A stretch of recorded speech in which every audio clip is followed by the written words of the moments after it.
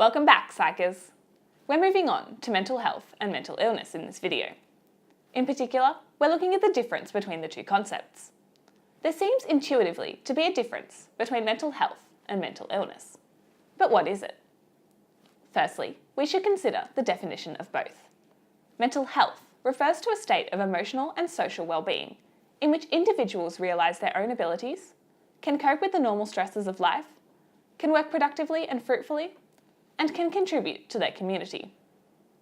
Comparatively, mental illness is a disorder that inhibits functionality of the mind.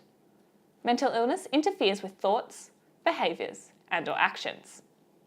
So here are some differences between the two.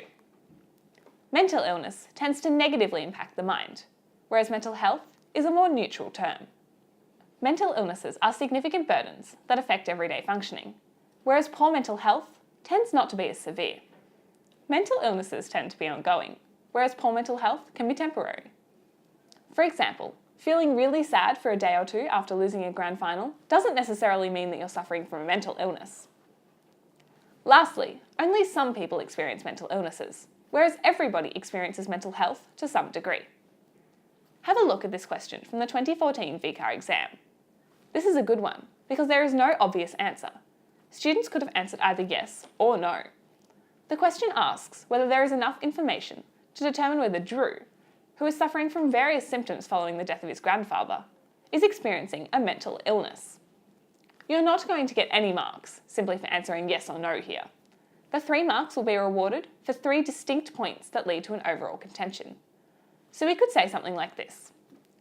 Drew is suffering from symptoms such as spending most days in bed, spending less time with friends, and unusual eating habits.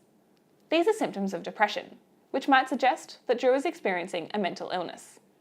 However, this response is typical in Drew's situation, considering that his grandfather recently passed away.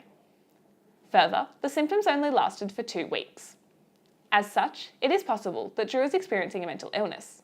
His symptoms are consistent with those of depression, but more information would be required for diagnosis, considering the relatively short length of the symptoms and the recent death of Drew's grandfather.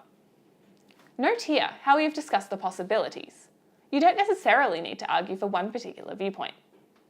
Keep working hard and have a psychedelic day.